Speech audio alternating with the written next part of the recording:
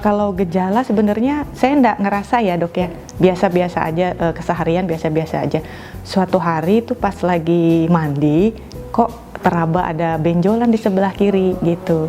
Cuman itu aja gejalanya yang terasa fisik ya. Kalau yang benjolan itu tidak sakit. Nggak sakit, nah itu dia ya, cuman pas waktu bersih-bersih badannya pas gitu kok ada benjolan gitu, makanya saya kaget juga ini apa gitu ya, berharap sih tidak apa-apa. Tidak apa-apa. Itu nggak lama dok.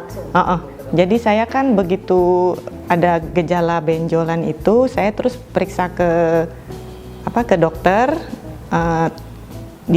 Dari dokter itu cuma diperiksa fisik aja kan, terus dianjurkan USG mamai. Dari situ dianjurkan lagi untuk mamografi. Ya saya mamografi. Kanker payudara atau kanker lain? Nggak ada ya. Itu rasanya dok kayak nggak nginjek tanah, kayak dunia runtuh gitu. Tapi ya gimana lagi, ternyata memang itu yang terjadi kan. Jadi ya sudahlah, saya yang tadinya ke dokter dengan gagah perkasa pulangnya sendiri saya. Bapaknya kan kebetulan dinas di Jakarta ya. Jadi pas di Bandung saya kontrol pertama itu saya sendiri aja gitu. Nah begitu pulang biasalah nangis-nangis, nangis-nangis Bombay. Cuman bapaknya doang dari dari telepon. Udah gitu dia akhirnya pulang. Saya juga nyari ke lain nyari second opinion ke dokter yang lain. Kayaknya ada 5 deh tuh. Ada 5 dokter. Saya sempat ke Jakarta ke Darmais. Udah gitu ke mana?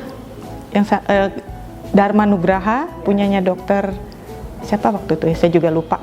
Terus ke Denpasar. Nah di sini ada 2, jadi 5-5-nya mendiagnosa sama gitu. Ada yang dicek ulang, ada yang enggak, yang jauh-jauh kayak di Denpasar itu enggak berdasarkan yang di sini aja, saya konsultasi by phone gitu ya. Nah semuanya mendiagnosi bahwa saya ada kanker gitu ya, kanker payudara. Kayaknya nggak lama deh dok, saya sudah 3 tahun ya, sudah agak-agak lupa. Tapi itu terus aja berjalan ke sini, nanya ke situ, nanya. Saya udah menyiapkan mental gitu ya, kalau misalnya harus dioperasi, harus step-stepnya pengobatan itu saya udah siap lah istilahnya ya dok ya. Cuman waktu itu kan masih penasaran. Akhirnya ya sudahlah. Harap mudah-mudahan.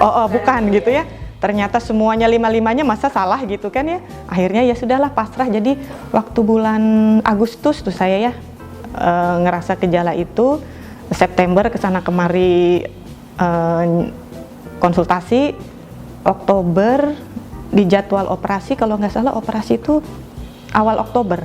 Waktu mungkin karena penjelasan dokternya juga ya, sebenarnya dokternya nggak mengharuskan ibu ini harus dioperasi anu gitu ya. Cuman dokternya tuh menjelaskan ibu ini akibatnya kalau enggak, ini dia tuh sel kanker tuh begini dia bertumbuh setiap detik itu segini. Jadi semakin lama menunda, semakin dianya nggak akan menunda, dia terus tumbuh kan. Jadi disitulah saya mulai berpikir ya udahlah, di dokter kan yang lebih tahu gitu ya dok ya.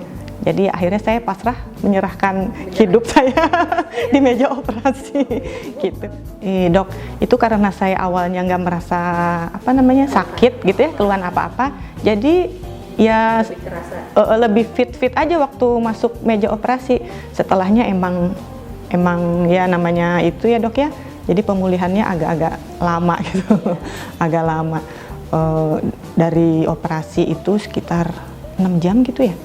Sorenya itu baru agak-agak nyadar gitu, baru nyadar. Udah gitu banyak yang nelpon lagi kan, aduh udah nggak keangkat, sudah pinginnya tidur aja.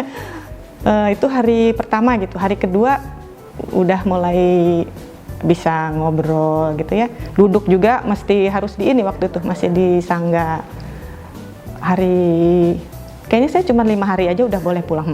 Setelah operasi itu biasa pemulihan di rumah ya dok ya, minum obat kayak antibiotik yang gitu-gitu ya.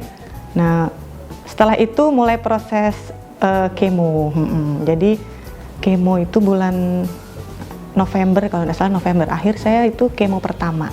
Nah di situ kan juga ya saya dengar-dengar kan kemo itu memang berat ya dok ya, banyak apa efek-efeknya yang nggak saya rasakan nyaman gitu ya.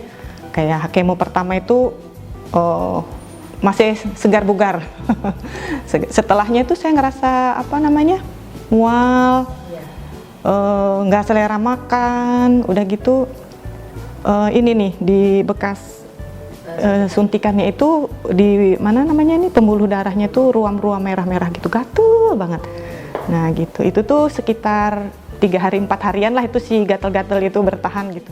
Di kemonya itu proses kemonya sekitar 5 jaman.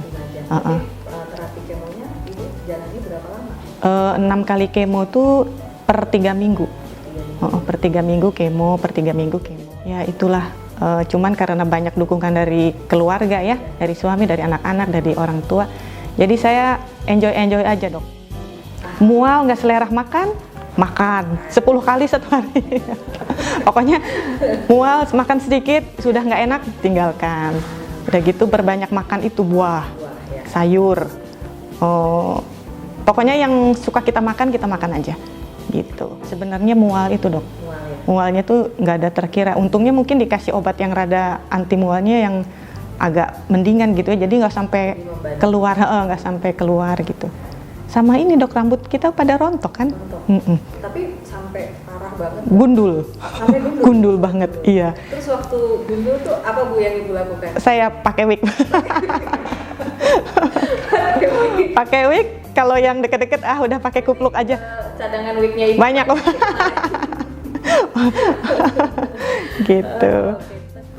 Nah kebetulan waktu hasil patologi saya itu, boleh nggak dicerita di sini? Nah hasil patologi itu dokter mengatakan bahwa saya itu jenis kankernya itu triple negatif gitu. Jadi kan maksudnya bukan karena apa-apa katanya, bukan karena apa-apa ya, memang dia pingin aja tumbuh di situ katanya dokter gitu. Jadi saya juga kan mikir, saya kalau dilihat dari gaya hidup saya mah ya normal-normal aja gitu ya dok ya, nggak suka begadang, nggak merokok, nggak yang gitu-gitu kan. Terus dari segi keturunan kayak dokter bilang tadi juga kayaknya nggak ada gitu. Ternyata terjawab sudah pertanyaan saya itu ya, memang kata dokternya jenis sel kankernya itu kayak gitu. Kalau misalnya ada 1 aja negatif masih bisa di treatment sama obat-obatan gitu kata dokter. Tapi karena dia triple negatif jadinya yang memang terapinya, prosesnya kayak gitu. Gaya hidup tuh sepertinya harus diubah ya, kita harus makan makanan yang sehat, artinya bukan segala kita makan ya, kita harus pilih yang memang benar-benar bagus buat tubuh kita gitu ya. Nah yang kedua juga kayaknya harus rajin olahraga. Kalau untuk umur-umur saya mungkin yang ringan-ringan aja, kayak jalan, berenang, yoga gitu. Yoga juga kalau kira-kira gerakannya yang agak-agak susah, itu mendingan kita jangan ikutin gitu ya. Terus yang kedua itu rajin-rajin periksa kesehatan payudara sendiri kan bisa ya, ada itu cara-caranya mungkin. Yang keempatnya lagi selalu berpikir positif. Itu yang saya dapat dari teman-teman sesama, berpikir positif. Jangan lupa berdoa sama yang di atas. Nah yang terakhir itu sebenarnya kanker itu bukan akhir dari segalanya ya dok ya. Bukan akhir dari segalanya. Kita masih bisa melakukan hal-hal yang kita mau, melakukan hal-hal yang kita suka gitu ya. Terus menebarkan semangat ke teman-teman kita masih banyak. Kita masih bisa sama keluarga jalan-jalan, istilahnya bergembira masih bisa dok. Gitu. Kalau sampai saat ini saya udah masih tetap kontrol ya dok ya. Tadinya per 3 bulan kontrol. Per 3 bulan itu yang 3 bulannya fisik, yang 3 bulan ke depannya pakai pemeriksaan laboratorium gitu ya, kayak toraks, USG mamai, USG perut, liver, terus per 6 bulan. Nah kalau sekarang saya udah mundur lagi jadwal kontrolnya jadi per 6 bulan gitu. Jadi 2 tahun pertama itu per 3 bulan. Sekarang masuk tahun yang per 6 bulan. Yang per 6 bulan kontrol, per 6 bulan kontrol. Ya puji syukur lah dok, saya bisa di sini. Gitu. Dengan pink. Oh iya pink ya kalau kanker. Ya. Pink. Kita sengaja sweater bu. Dingin. Sesuatu yang homey. Iya. Kebetulan di Bandung juga lagi dingin banget. Kita pengennya jadi mengingatkan ibu kalau kanker itu sesuatu yang selain kita yang positif thinking, Iya. tapi perlu banyak support. Iya, dari keluarga. Ini mudah-mudahan Ibu berkenan. Ah. Kita sengaja tulis di sini I did it, Bu.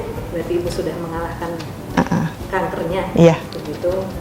Selamat siang, saya Ibu Reni. Usia saya sekarang 46 tahun. Saya udah 3 tahun mengalahkan kanker.